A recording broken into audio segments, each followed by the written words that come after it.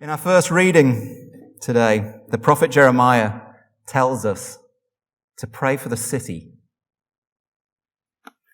So here are a few things that I love about the city of Leeds. Number one, Leeds beat the famous escape artist Harry Houdini. In the early 20th century, Harry Houdini was known throughout the world for his ability to escape from suspended straitjackets or water-filled cells. And during a visit to Leeds in 1911, Joshua Tetley challenged Houdini to be handcuffed in a sealed barrel of his famous ale at the Empire Theatre. That's where Harvey Nichols now stands. Now, Houdini, who didn't drink, naturally enough became overwhelmed by the alcohol and lost consciousness. Fortunately, his assistant realized that something had gone desperately wrong and wrenched open the barrel and dragged him out. Perhaps an appropriate story for the morning after a beer festival in church. Now, my second favourite thing that I love about Leeds, it can claim responsibility for some of my favourite sweets. Jelly Tots. Dr. Brian Boffey from Horsforth was experimenting with powdered jelly as a young scientist, and the droplets that were a byproduct of his work, he initially just thought were waste, but they'd go on to be one of the nation's favourite sweets when launched in 1965. Now, Barry's experiments would lead him to helping NASA create freeze-dried food for the Apollo space mission. Is anyone in the mood for Jelly Tots, or is it too early? We'll have a few people who want some when they come back. Yes, I think with all the children gone, there's loads of them. The kingdom of God is all about abundance, yes? When I was young, Leeds as a city seemed impossibly romantic. It was where we came to do our Christmas shopping. It certainly had the best toy shops. But over the years, my feelings about the city have become more complex. Now I associate it largely with my work. Now, my work can be a source of great pride and satisfaction. It's a means to provide for my family. It's a way to connect with others. It's what brings meaning to my life. But at the same time, it can be a source of great anxiety. It's impossible not to look around the city and have mixed feelings. When you look at the poverty and the exploitation in so many jobs, that kind of hollow consumerism. Honestly, on certain days, I feel a bit like Harry Houdini, locked in that barrel of ale. Little more than a cog in a large economic system that can dehumanize and devalue life. I remember sitting at the back of church on the right-hand side a few years after I came to faith, sort of wrestling with these anxious feelings about what was going to be coming on Monday. And I can remember thinking, does church have anything to say about my day-to-day work? Is church only interested in a carved-out part of my Sunday morning? An hour or so of nice spiritual time before I'm kind of launched back out into the rat race. You occasionally hear people refer to their meaningless work because perhaps it doesn't fall into narrow categories of what we consider as godly work. I think many of us get caught in that mindset, whether we're professionals, whether we're homemakers, whether we are retirees. I think many outside the church see Christians in retreat from the world, people focused on their own personal salvation so they can escape from the world to get into a heavenly paradise far, far away. But how can we hope for the world if our main objective is to escape from it? The modern world can be so alienating. We might feel alienated about the modern world, but it'd be nothing compared to the sense of trauma experienced by those people that Jeremiah was writing to.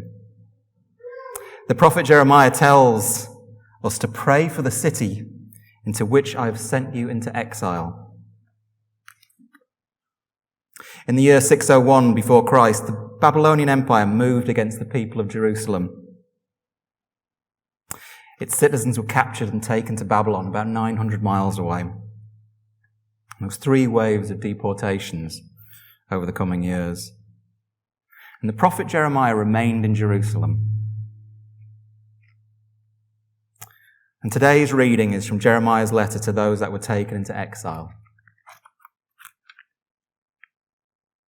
And many of the messages from home given to the exiles try to give them hope. Don't worry, this will all be over in 2 years. But the message God gave to Jeremiah to pass on was exactly what they didn't want to hear. It wasn't going to be over quickly. There was going to be no easy escape. They were to make new lives for themselves and raise families in this land in which they'd been dragged as dejected and humiliated exiles. And the ultimate insult was that they were to pray for this city they now found themselves in as foreigners and strangers. The prophet Jeremiah tells them to pray for the city into which God has sent them into exile, because in its welfare, they will find their welfare.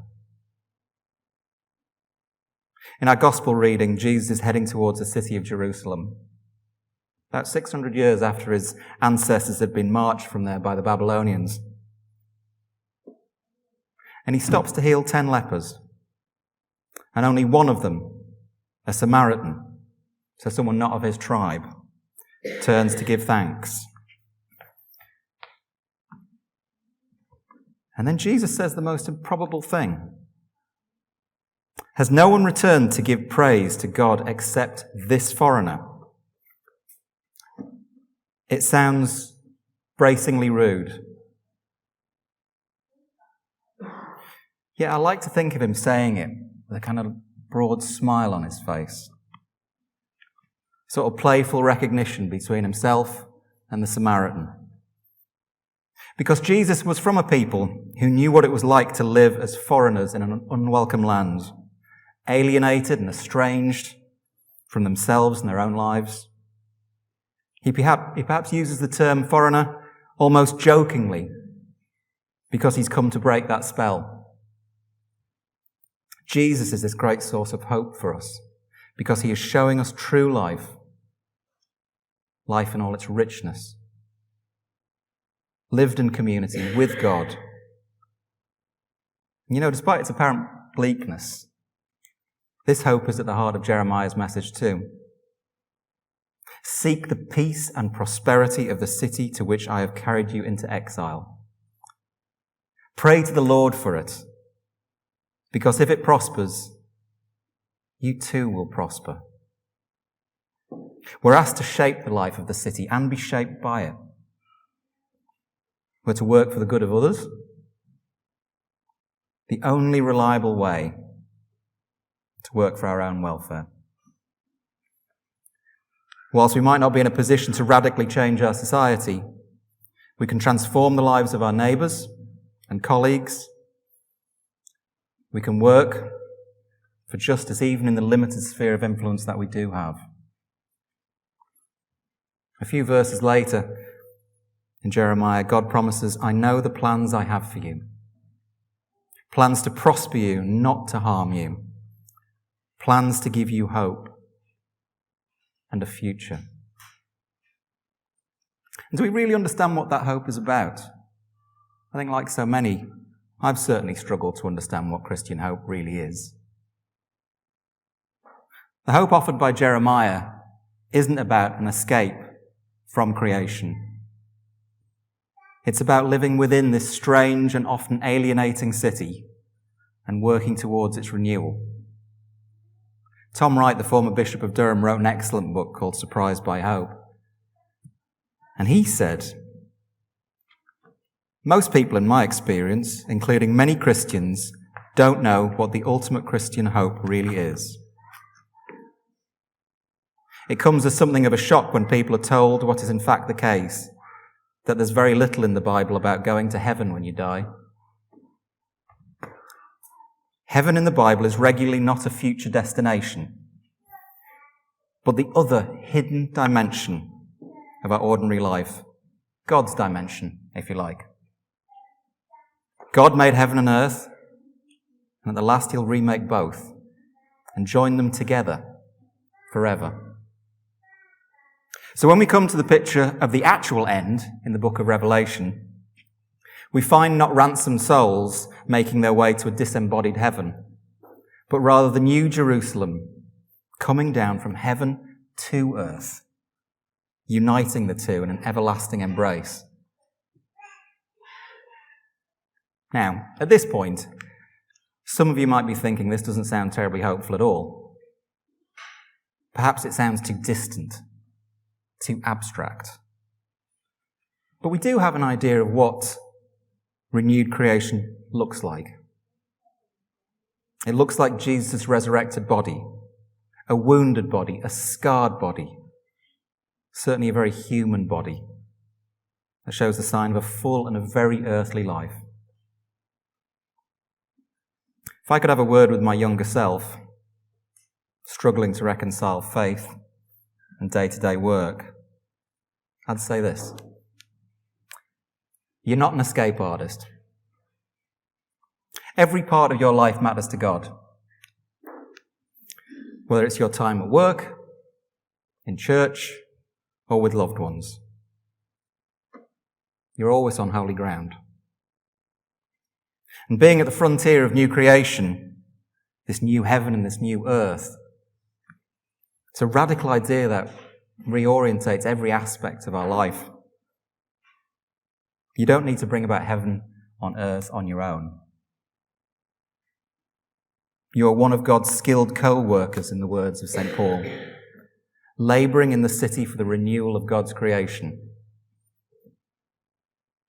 I'd say this to my younger self. Your daily efforts, whether paid or unpaid, are not for nothing. The traces of your endeavours will be found in a renewed creation. Believe me, if the humble jelly tot can play a part in the moon landings, your efforts matter too, as impossible as it is to imagine sometimes. And here's the rub. If it all matters, this challenges us to reassess how we are living. Here's what we're doing, whether it's cooking, building, painting, studying, teaching, accounting, lawyering, an expression of love and service to others? Or is it contorted by the worst aspects of ourselves? Greed, selfishness, anxiety, an inability to rest, a sort of ungratefulness. I know I wrestle with all of those things. I think I'd ask my younger self, do you use the fruits of your daily life to contribute to the welfare of the city? Or only yourself? I would say, church has plenty to say about your day-to-day work. But today is a day of rest, a day to give thanks, a day to lament and reflect on the painful and alienating parts of the week. And at the end of the service, you don't finish worshipping. You go out, worshipping for the other 6 days. Living, serving, loving, working, resting, looking after the kids, and standing up to tragedy in the name of hope. Ultimately bringing all these themes together,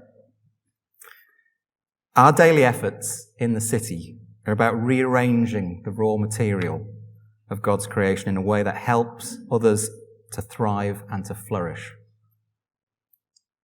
So which parts of God's creation are you going to help rearrange this week? Thank you.